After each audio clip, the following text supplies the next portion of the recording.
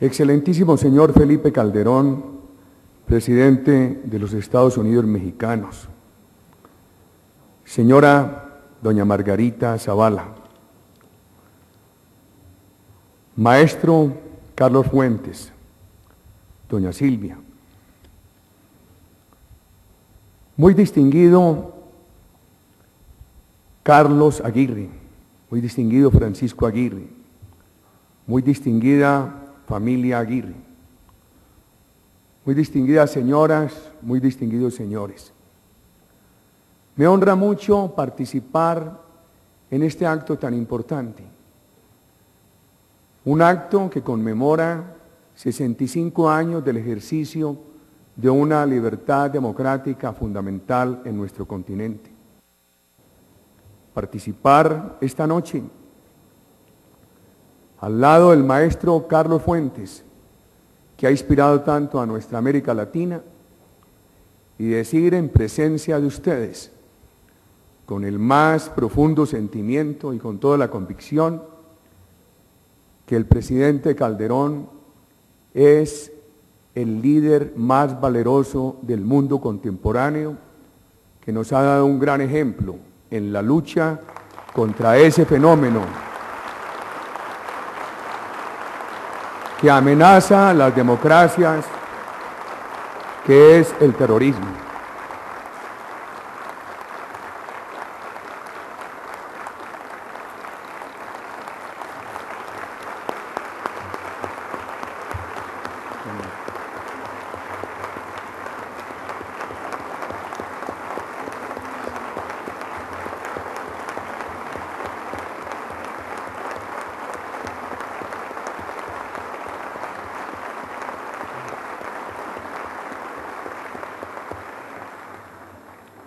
Me corresponde contarles una historia sencilla de un país donde se quiere mucho a México, una nación latinoamericana de 50 millones de ciudadanos, ahí cerquita, que ha sufrido muchísimo. En 200 años de vida independiente, escasamente hemos tenido 47 años de paz, cuando los partidos políticos se ponían de acuerdo para llevar la violencia entre ellos a su fin en los años 50, coincidían esos pactos con el triunfo de la Revolución Cubana. Y los vestigios de las guerrillas partidistas inmediatamente fueron enrolados en las guerrillas de la Revolución Marxista. A Colombia y a Bolivia se les seleccionó como los países suramericanos para replicar el ejercicio comunista de la isla caribeña. Empezaron las guerrillas comunistas. Después vino la reacción igualmente cruel de lo que se ha interpretado como guerrillas de derecha, que en Colombia trataron de sustituir al Estado y se les denominó paramilitares. Simultáneamente crecían los carteles del narcotráfico, y los carteles del narcotráfico, que en sus inicios daban la apariencia de estar distintos de unos y otros, terminaron cooptándolos a ambos. Es la Colombia que encontramos en 2002. Frente a las guerrillas marxistas, se pensó que los problemas con ellas se iban a resolver simplemente en el diálogo. Y en cada ocasión que se les ofrecía diálogo, con muy buena fe procedían los gobiernos, pero la respuesta de estas guerrillas era aprovechar esos diálogos para incrementar su poderío criminal. Y la debilidad del Estado no se preocupó a tiempo para evitar la sustitución que le hacía la guerrilla de derecha, el denominado paramilitarismo.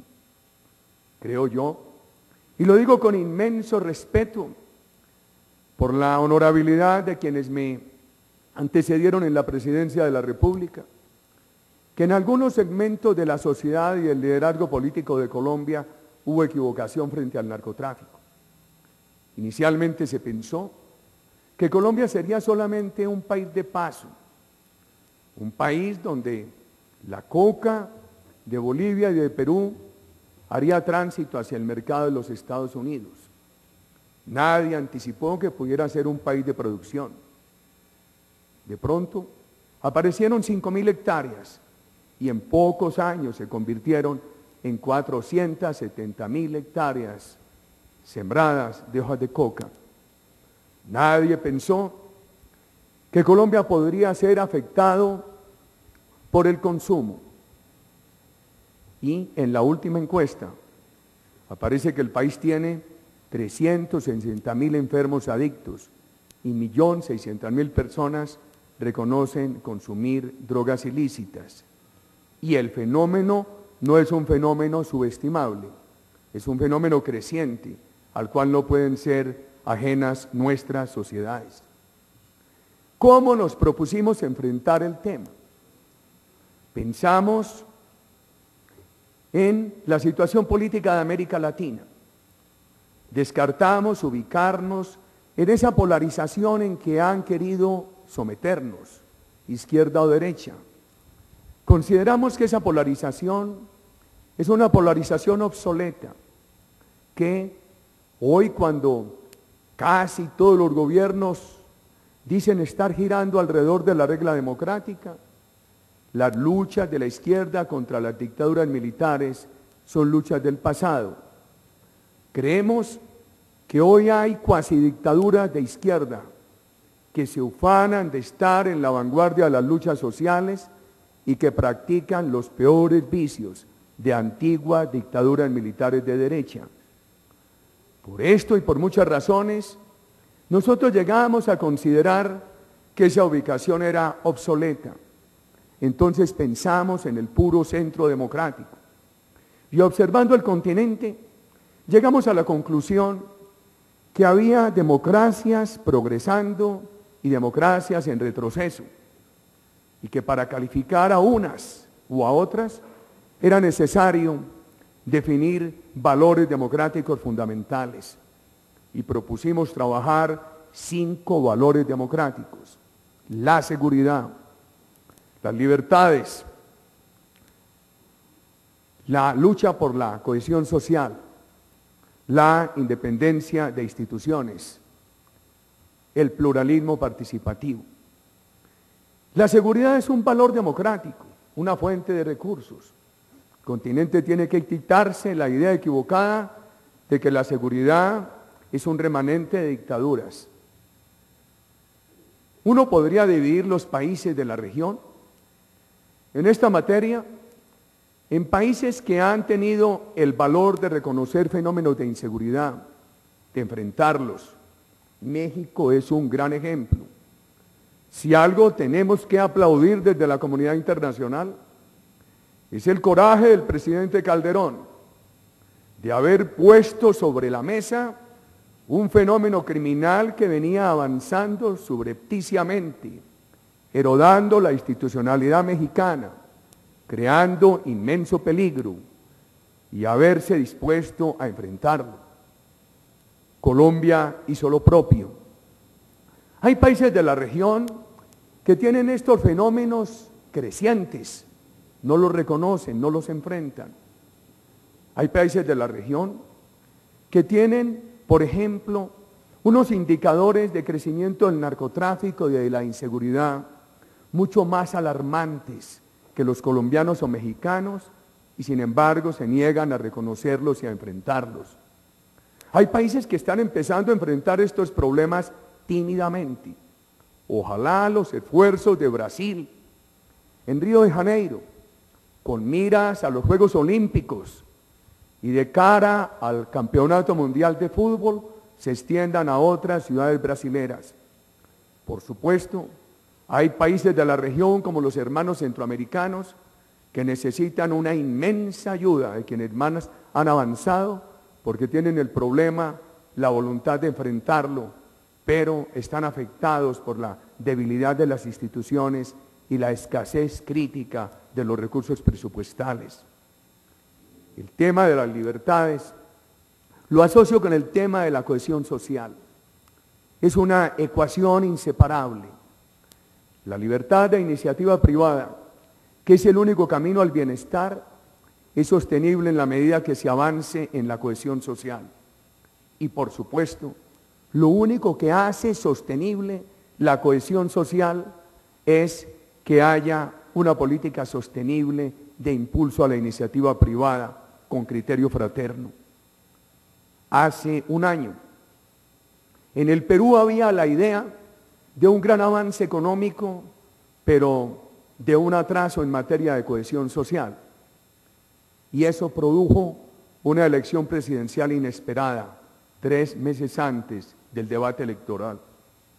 He creído que, por ejemplo, en Venezuela, a pesar del petróleo, las limitaciones y el drama al cual ha sido condenada la inversión privada, hace insostenibles en el largo plazo las políticas sociales. Necesitamos ese gran equilibrio entre libertades como la libertad de iniciativa privada y la cohesión social. Fundamentales las instituciones en su independencia. Las viejas dictaduras eliminaban bruscamente la independencia de instituciones.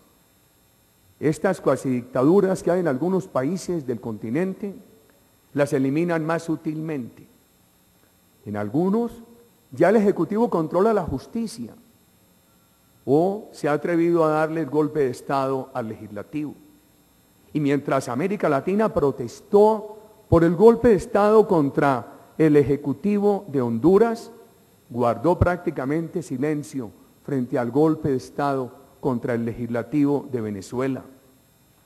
Cuando yo veo estos 65 años de una lucha radial ejemplar en América Latina como la de ustedes, pienso en lo que está pasando en otros países del continente, en los cuales todos los días marchitan más la libertad de información y consolidan crecientes monopolios estatales, que no se pueden llamar monopolios de información, sino monopolios propagandísticos de los gobiernos. Pensando en esos 5 valores democráticos, nos propusimos crear confianza en Colombia, en esa lucha para que el país caminara por un sendero de progreso. Y nos propusimos como meta para ese rescate de confianza, trabajar la seguridad, la política social y la promoción de inversiones de la mano. Por supuesto, en Colombia nunca había triunfado una plataforma de seguridad. Había miedo físico de los dirigentes de la política de enfrentar ese desafío. Y también reservas ideológicas, porque se asociaba una política de seguridad a una política de camino hacia la dictadura. En la elección presidencial de 1990, el narcotráfico asesinó 4 candidatos a la presidencia. El 50% de las familias colombianas, ese porcentaje ha sido víctima directa de esta violencia. Yo soy un sobreviviente por milagro. En mi carrera política he tenido que enfrentar 17 atentados personales, como ha ocurrido con muchos de los dirigentes políticos de Colombia. Nos propusimos adelantar una política de seguridad con valores democráticos. Por eso hablamos de seguridad democrática. Hicimos una gran pedagogía. Seguridad para todos, para los más cercanos amigos del gobierno, para los más radicales adversarios. Seguridad con respeto a los derechos políticos, a las garantías civiles. Seguridad sin legislación marcial. Seguridad con legislación ordinaria. Seguridad con un absoluto respeto a la expresión de los medios de comunicación. Seguridad sin asomos de censura de prensa. Seguridad para rescatar una democracia que se estaba perdiendo, no por obra de los gobiernos, sino por acción del terrorismo. Hace poco, en un debate con el sector educativo mexicano que presidía doña Margarita Zavala, algunos profesores señalaban que nuestra política era de guerra. Y tuve la oportunidad de referirles el caso colombiano para decirles, allá la democracia estaba permitiendo que del país se enseñoreara una dictadura sustituida en el narcoterrorismo. Para allá íbamos. El narcoterrorismo hoy es la gran amenaza a nuestras democracias. Colombia así lo sintió. Avanzamos en esa política de seguridad con un liderazgo del presidente de la República. Yo admiro ese liderazgo con el cual el presidente Calderón ha conducido esa política de seguridad en momentos tan difíciles en México. Esa política de seguridad nos enseñó a estar haciendo una pedagogía permanente sobre el valor de la seguridad, su relación con la inversión, su relación con el éxito de la política social, a integrar a la comunidad. La comunidad nos ayudó mucho. Nosotros hacíamos consejos de seguridad permanentemente en las regiones, con participación de la comunidad. Inicialmente la comunidad no denunciaba por temor, pero cuando adquirió confianza en la política, la comunidad empezó a denunciar y se convirtió en un factor de control de la transparencia, de la acción del gobierno, de la acción de la policía y de la acción de las Fuerzas Armadas. Organizamos a 4 millones de colombianos como cooperantes informantes de nuestra policía, de nuestra administración de justicia. La idea era una población desarmada pero solidaria. Y a medida que esa gran revolución de las comunicaciones empieza a cubrir el territorio colombiano, entonces se incrementa y se facilita la participación ciudadana y los estudios universitarios concluyen que eso se convierte en un factor determinante de la reducción de la violencia. Pero al mismo tiempo avanzamos en la promoción de inversión. En el discurso político en Colombia solo se hablaba de lo social, y lo social todavía, todos los días, era más grave. Mayor el desequilibrio en la distribución del ingreso, mayor la pobreza, tocó casi el 60%, mayor el desempleo y niveles mínimos de inversión. La pedagogía nuestra mostraba todos los días a los colombianos, y le decía esta tarde a algunos de los directivos de ustedes que yo tengo un gran afecto por la radio, porque he hecho la carrera política dialogando con los ciudadanos de Colombia a través de la radio, y en la presidencia en una especie de pedagogía todos los días a las 7 de la mañana, y los periodistas de radio permitían que llamaran los ciudadanos y teníamos un diálogo de todos los días con los ciudadanos. Decíamos, ¿para qué hablamos de lo social? No lo podemos financiar. Todos los días estamos peor. ¿Por qué? Porque no hay inversión, y no hay inversión entre otras cosas porque no hay seguridad. Avanzamos en los 3 temas. El país pasó de una tasa de asesinatos de 68 por cada 100.000 habitantes, este año puede estar en menos de 30, todavía muy alta. Ciudades como Bogotá ya están en 17. Era un país de 4.000 secuestros. El último año de nuestro gobierno hubo 124. No se dieron en las grandes ciudades, en los sitios de la Colombia rural y remota. Era un país con una tasa de inversión del 12-14%. En los últimos años se ha situado en el 26-28%. Se ha convertido en un destino de mucha confianza de inversión. La inversión extranjera oscilaba entre 500 y 2.000 millones de dólares. El año pasado ascendió a 13.000. Este año puede cerrar en 18.000. Logramos en medio de 2 crisis muy profundas, la crisis de la economía internacional de 2008 y la crisis con Venezuela, reducir sustancialmente la pobreza. Pasó en esos años del 60 al 38%, y cuando se aplican las políticas sociales del gobierno se reduce en otros 15 puntos. El país no quedó en un paraíso, pero por buenas tendencias. El camino por recorrer es un camino que todavía requiere un gran esfuerzo. La lucha deja muchas experiencias, resistir dificultades. Durante 6 años debimos afrontar un gran debate de la comunidad internacional, del gobierno de Francia, de ONGs, porque no aceptábamos negociar con los terroristas para que liberaran a Ingrid Betancourt, a 3 norteamericanos y a un grupo numeroso de colombianos secuestrados antes de nuestro gobierno. Resistimos esa enorme presión y dijimos, esto no es de seguir negociando rescates con el terrorismo, que la historia ha demostrado que se hacen unos canjes de terroristas que están en las cárceles por ciudadanos de bien secuestrados en manos del terrorismo. Y el terrorismo lo que hace es que se siente premiado.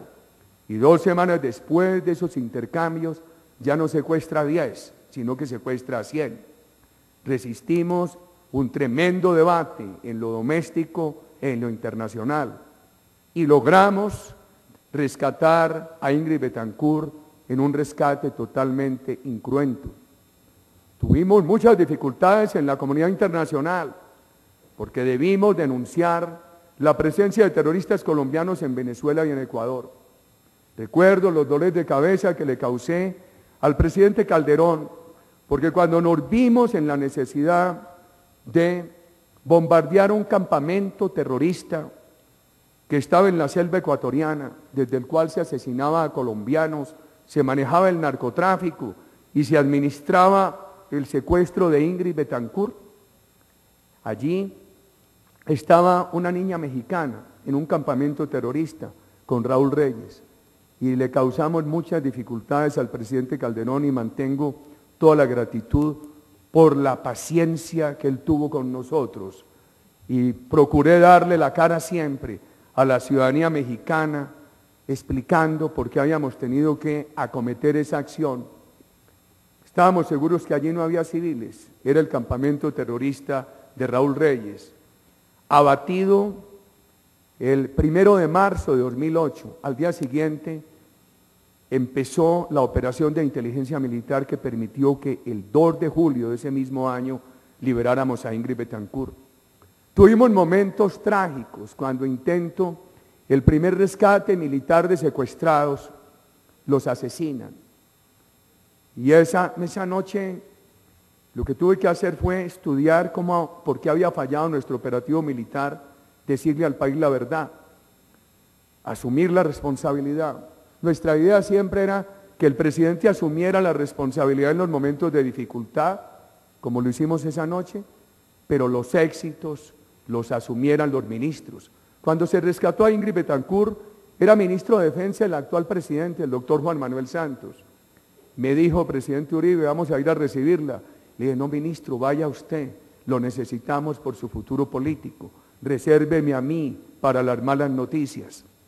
Cuando asumí la responsabilidad de el rescate fallido de nuestros secuestrados, aquel asesinato a principios de 2003, los colombianos se dividieron y se unieron. Unos dijeron, estamos en desacuerdo con la política de Uribe. Otros dijeron, estamos de acuerdo. Pero todos creyeron, porque el gobierno siempre tuvo la norma de decir absolutamente la verdad.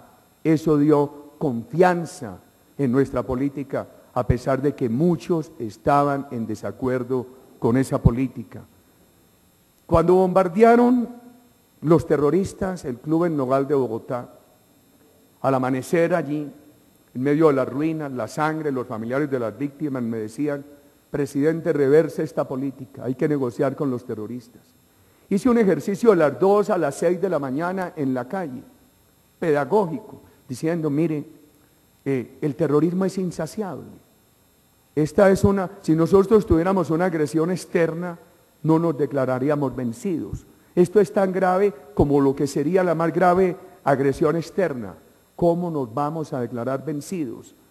El terrorismo es devastador de las instituciones democráticas. El día que un juez le dice al terrorista que lo tiene que condenar, el terrorista somete al juez a un soborno o al asesinato. Se llega al extremo de que el narcoterrorista condiciona a los profesores de sus hijos en las escuelas. El terrorismo destruye todos los tejidos democráticos.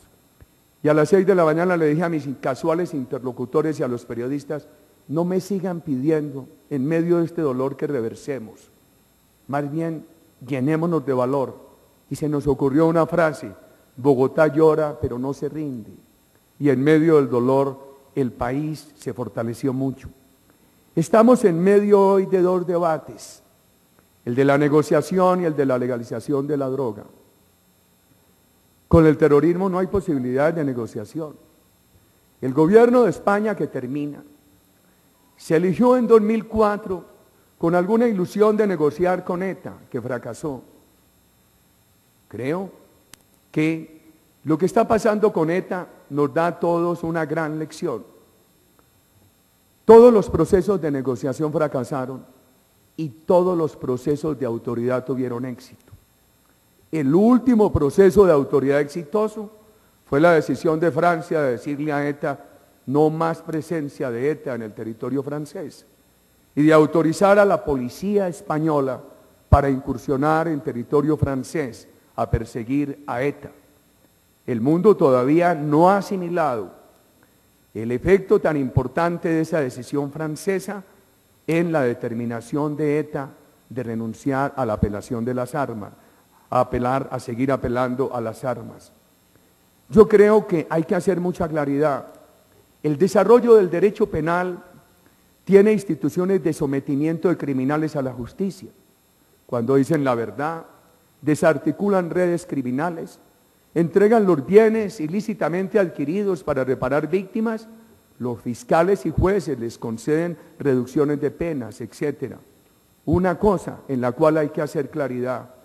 Yo pienso que cualquier camino de negociación con el terrorismo es un camino equivocado. Hay que tener fortaleza, hay que aplicarles exclusivamente los caminos judiciales y los jueces verán si los terroristas en los procesos se hacen merecedores o no de algunos alivios en las condenas. El tema de la legalización de la droga, a mí me preocupa mucho. Creo lo siguiente, mirando eso desde la perspectiva de jefes de Estado, ¿cómo reacciona un policía que está encargado de perseguir al narcotráfico si oye que su presidente, su comandante, en algún auditorio dice que hay que buscar caminos de legalización? Yo creo que ese discurso en jefes de Estado o en personas que tienen una alta responsabilidad con la política, ese discurso afecta la voluntad de quienes tienen que exponer su vida diariamente en la lucha contra el narcotráfico. El mundo tiene 510 millones de kilómetros. Tiene 148 kilómetros de superficie. Y los cultivos de droga frente al planeta representan 344.800 hectáreas de coca y amapola, un poco más de marihuana. Comparemos eso con el riesgo que le crearíamos al planeta. Tenemos 7.000 millones de habitantes. Hay 220 millones de consumidores, 38 millones de adictos. Hay un sector de la ciencia que dice que las políticas de liberalización lo que hacen es facilitar la adicción. A más permisividad, más adicción, más dificultad de los estados en la idea de que la única receta válida frente al consumidor es la cura médica. Se ha dicho por parte de los legalizadores que a los consumidores hay que darles ese tratamiento médico. Estamos de acuerdo, pero para eso no hay que legalizar. Se ha dicho que en el momento en que los consumidores reciban tratamiento médico no se les penalice y se permita la adquisición legal de la droga, se pierden los ingresos de los distribuidores. Es mentira. Los ingresos de los distribuidores provienen de un crecimiento que puede ser exponencial en materia de consumidores sociales. Se ha dicho que en la medida que se libere la dosis personal, entonces se va acabando la criminalidad. Colombia lo vivió. Hace 16 años se legalizó la dosis personal y eso lo que ha hecho es crear un fenómeno doméstico de criminalidad. En las palabras del presidente Calderón, narcomenudeo, allá lo llamamos microtráfico. Yo he creído que necesitamos una política combinada al consumidor tratamiento médico, sin perjuicio de sanciones no penales, pero sí administrativas. Los legalizadores invocan el ejemplo de Portugal para decir que es un país que descriminalizó. pero no nos cuentan la otra parte del cuento de Portugal. Descriminalizó, pero impone sanciones administrativas al consumidor, al adicto, que no se someta a los procesos de curación. Las políticas públicas de prevención son políticas que no necesitan legalización, y el mayor daño de la legalización es por la impunidad en materia de distribución.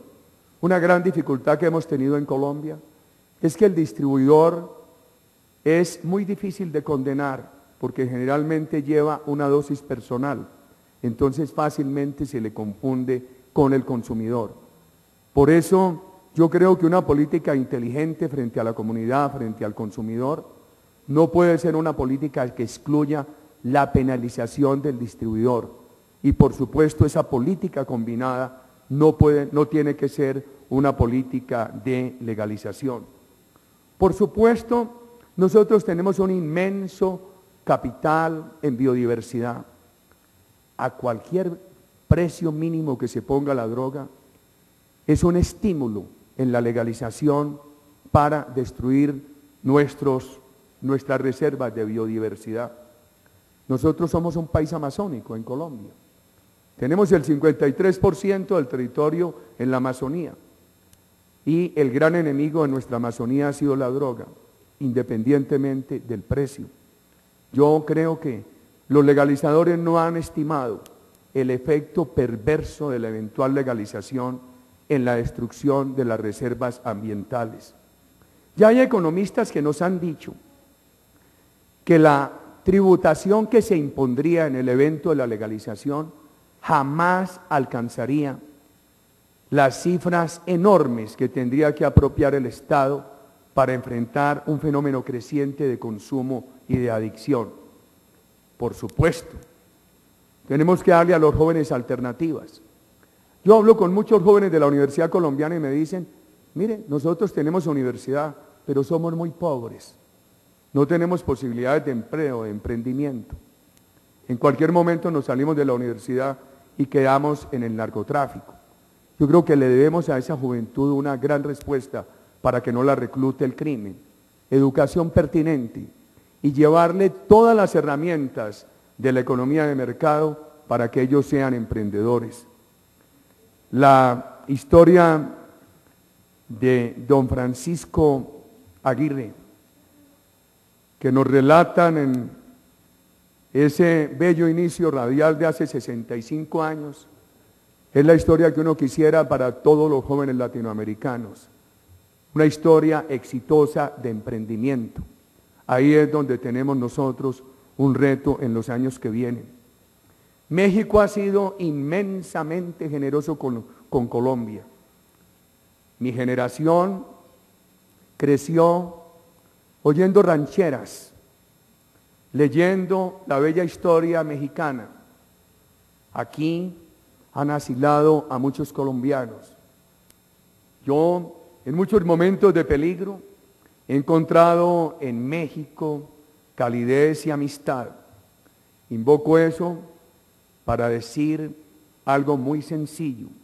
Si ustedes me preguntaran en privado alguna recomendación para México, este pelo blanco mío les diría con cariño, cualquiera sea el futuro político, no aflojen la determinación sin vacilación del presidente Calderón. Conviertan eso en una política de Estado. Cuiden un gran activo de México para el mundo, el coraje del presidente Calderón. Muchas gracias.